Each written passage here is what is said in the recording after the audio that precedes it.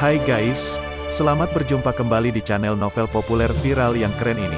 Sebelum mengikuti kelanjutan kisah Dev atau Cenping yang semakin seru dan mendebarkan ini, mohon bantuan kalian untuk subscribe, like, komen dan share video-video yang ada di channel ini ya. Perlu diketahui bahwa novel Perintah Kaisar Naga ini adalah termasuk kategori novel ongoing. Jadi waktu update dan jumlah bab setiap hari menyesuaikan dengan update dari autornya. Perintah Kaisar Naga bab 3501, 3502, 3503. Bahkan Master Alam Kesengsaraan tingkat ke-7 berani meneriakiku.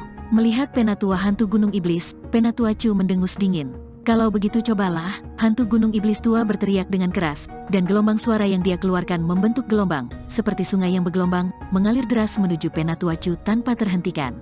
Penatua Chu merasa ngeri, dan tiba-tiba menyerang dengan telapak tangannya. Angin dari telapak tangannya bertemu dengan gelombang pasang gelombang suara, dan langsung hancur, membuatnya tidak dapat menahan. Ketika Penatua Chu melihat ini, dia merasa sedikit bodoh. Dan ketika Penatua Chu tertegun, Penatua hantu Gunung Iblis keluar dari udara dengan cakar. Seluruh dunia berguncang, dan cetakan kaki besar menuju ke arah Penatua Chu. Nyali Penatua Chu menyusut dengan cepat dan dia terus mundur. Dan dia terus menembakkan kekuatan spiritual yang mengguncang kehampaan, dan akhirnya memblokir cakar hantu tua Gunung Iblis itu. Pada saat ini, Penatua Chu sudah kehabisan napas, berkeringat banyak, dan matanya penuh rasa tidak percaya. Tidak, bagaimana ini mungkin? Kamu hanya berada di alam kesengsaraan tingkat ke-7. Mengapa kamu memiliki kekuatan yang begitu menakutkan? Wajah Penatua Chu penuh rasa tidak percaya, seperti yang diharapkan dari seseorang yang selamat dari bencana iblis. Hantu tua tidak hanya tak terkalahkan di level yang sama, tapi dia juga bisa bertarung lintas level.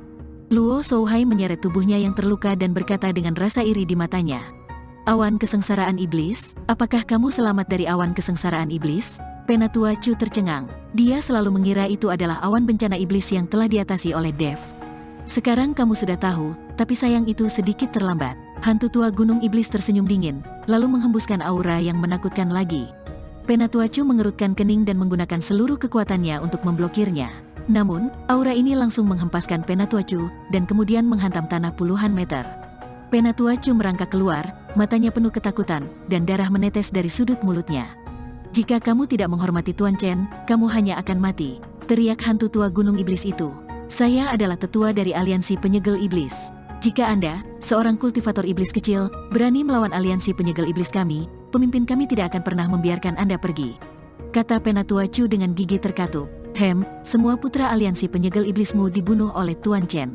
Apakah menurutmu pemimpin aliansi penyegel iblis akan melepaskannya? Jadi dia tidak peduli untuk membunuh satu lagi dari kalian. Hantu tua Gunung Iblis berteriak keras. Jangan terlalu bangga, apa menurutmu aku bisa dibunuh dengan mudah? Setelah Penatua Chu selesai berbicara, dia tiba-tiba menggenggam telapak tangannya, dan aura khusus mulai mengembun. Secara bertahap, sebuah lubang hitam muncul di sekitar Penatua Chu. Sihir luar angkasa, orang ini akan menggunakan sihir luar angkasa untuk melarikan diri.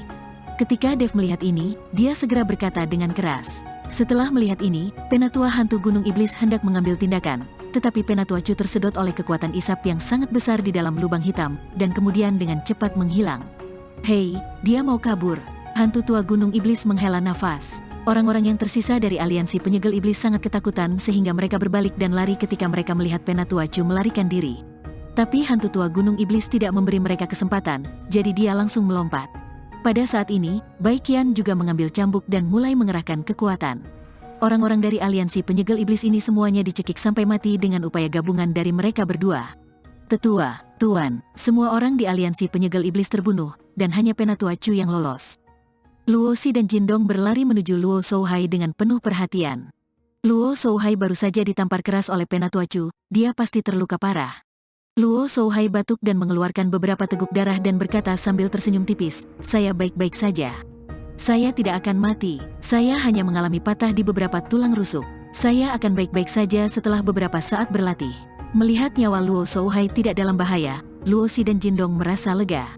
Tuan Chen, pada saat ini, Penatua Fei dari istana tanpa jiwa berjalan menuju Dev. Sebelum Penatua Fei dapat berbicara, Dev mengeluarkan sebuah pil dan melemparkannya, ini penawarnya. Kamu akan baik-baik saja setelah meminumnya. Terima kasih banyak sekarang. Dev tahu bahwa Penatua Fei membantunya hanya karena dia ingin menyelamatkan nyawanya sendiri. Terima kasih banyak. Penatua Fei mengambil penawarnya dan menelannya, lalu berbalik dan pergi. Dia ingin mencari tempat tersembunyi. Dia mungkin akan jarang berpindah-pindah dunia di masa depan. Lagi pula, dia mengkhianati aliansi penyegel iblis dan mungkin terbunuh suatu hari nanti. Bagaimanapun, aliansi penyegel iblis memiliki cabangnya sendiri di seluruh surga dan dunia manusia, dan kekuatannya sangat besar. Hantu tua, selamat untukmu, kamu telah selamat dari awan bencana kesengsaraan iblis. Kekuatanmu berada di luar jangkauanku. Luo Shouhai menghampiri hantu tua dan berkata dengan iri, Lao Luo, ini semua berkat Tuan Chen dan bantuanmu. Jika bukan karena kamu, aku pasti sudah musnah sekarang. Lagi pula aku sendirian. Jika kamu, Lembah Roh Darah, ada urusan di Gunung Iblis ini, katakan saja halo kepadaku, dan aku akan wajib melakukannya. Hantu tua Gunung Iblis tahu bahwa dia bisa menerobos berkat Dev dan mengikuti Luo Shouhai. Jika bukan karena bantuan Dev, dia tidak akan mampu menahan awan bencana iblis, dan jika orang-orang seperti Luo Shouhai tidak menghentikan orang-orang dari aliansi penyegel iblis ini, dia tidak akan mampu berhasil mengatasi musibah tersebut. Luo Shouhai sangat gembira setelah mendengar kata-kata dari Penatua Hantu Gunung Iblis. Level Penatua Hantu Gunung Iblis di Gunung Tianmo tidak tinggi, tetapi dia memiliki beberapa prestise. Sekarang kekuatan Penatua Hantu Gunung Iblis telah meningkat pesat, prestisnya pasti lebih tinggi lagi. Ketika saatnya tiba, dengan bantuan Penatua Hantu Gunung Iblis, Lembah Roh Darah mereka akan mampu membangun pijakan yang kokoh di Gunung Tianmo, dan mereka tidak akan lagi diganggu. Tuan Lembah Luo, Anda terluka sekarang dan tidak cocok untuk bepergian. Saya pikir Anda harus beristirahat sementara di tempat hantu tua. Saya juga akan memulihkan diri untuk sementara waktu, dan kemudian saya akan menyempurnakan beberapa ramuan untuk mengobati Tuan Lembah Luo. Dev berkata pada Luo Shouhai. Setelah mendengar ini, Luo Shouhai mengangguk, lalu melihat ke arah Penatua Hantu Gunung Iblis dan berkata, kalau begitu, jangan ganggu tua hantu tua itu lagi.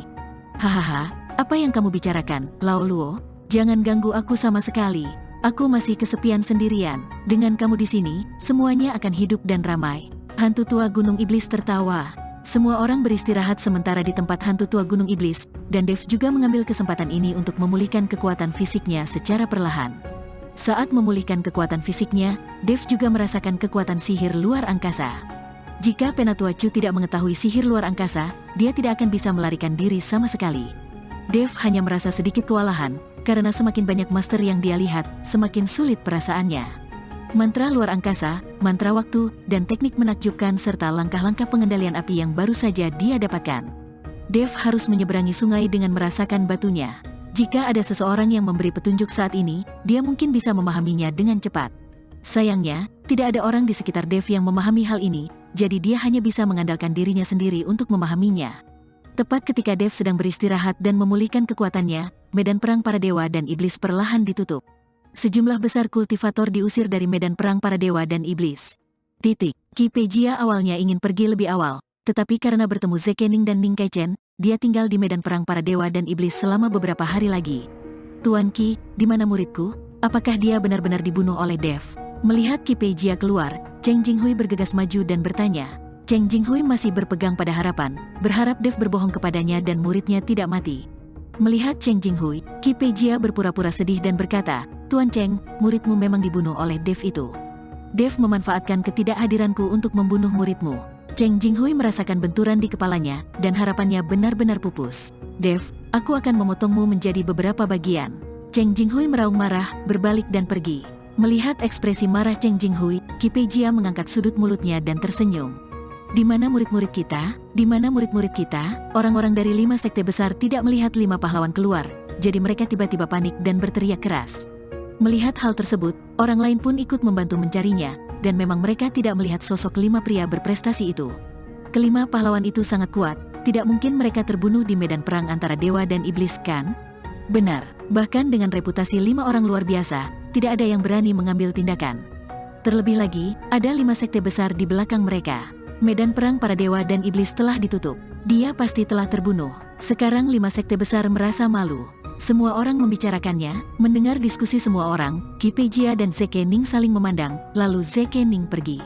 Sesaat kemudian, Qi Peijia menemukan orang-orang dari 5 sekte besar. Semuanya, 5 orang terkemuka dari 5 sekte utama Anda memang telah terbunuh, dan saya juga tahu bahwa mereka telah dibunuh. Qi Peijia menghampiri 5 sekte besar dan berkata, siapa pembunuh mereka? Salah satu dari 5 sekte besar bertanya. Orang itu bernama Dev, kata Ki Pei-jia. Dev, 5 sekte besar tidak memiliki kesan terhadap Dev. Di sisi lain, pemimpin sekte Kong dari sekte Xuanyin berkata, kalau begitu Dev hanya berada di alam kesengsaraan tingkat pertama.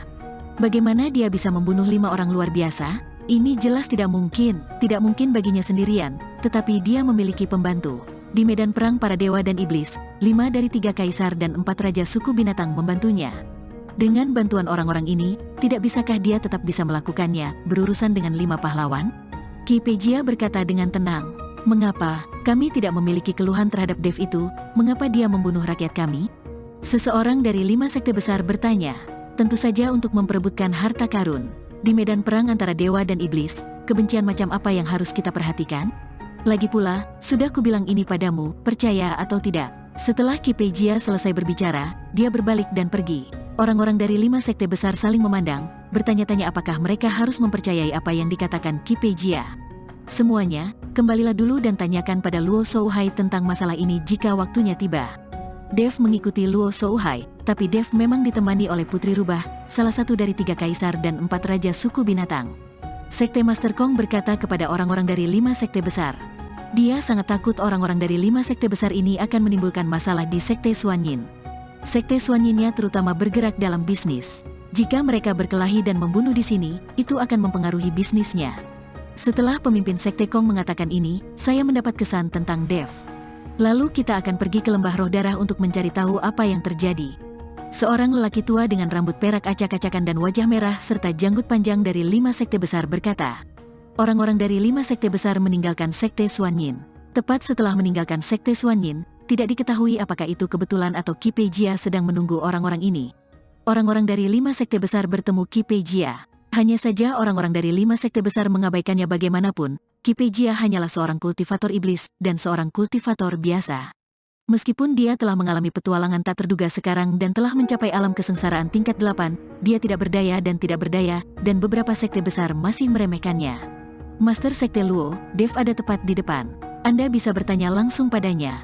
Ki Pei-jia melihat orang-orang dari 5 sekte besar, jadi dia berkata kepada lelaki tua terkemuka dengan wajah merah dan janggut panjang. Anak laki-laki itu belum pergi. Pemimpin Sekte Luo tertegun sejenak, lalu memimpin anak buahnya untuk mengejar ke depan. Benar saja, mereka menemukan bayangan Dev, tetapi ketika Dev melihat orang-orang dari 5 sekte besar, dia melarikan diri dengan cepat. Begitu mereka melihat Dev melarikan diri, orang-orang dari 5 sekte besar merasa ada yang tidak beres dengan Dev, jadi mereka segera mengejarnya. Namun dalam sekejap mata, Dev telah menghilang. Aneh sekali, orang ini berlari begitu cepat. Kenapa dia menghilang dalam sekejap mata? Seseorang dari 5 sekte besar bertanya dengan ragu. Tuan Lembah Luo, lihat apa ini? Saat ini, seseorang mengambil 5 tas penyimpanan yang sangat indah dari tanah. Bukankah ini tas penyimpanan kelima pahlawan? Kenapa ada di sini? Sekte Master Luo mengerutkan kening. Sialan, itu pasti jatuh dari orang bernama Dev itu. Dia pasti telah membunuh 5 orang luar biasa itu. Seseorang meraung keras.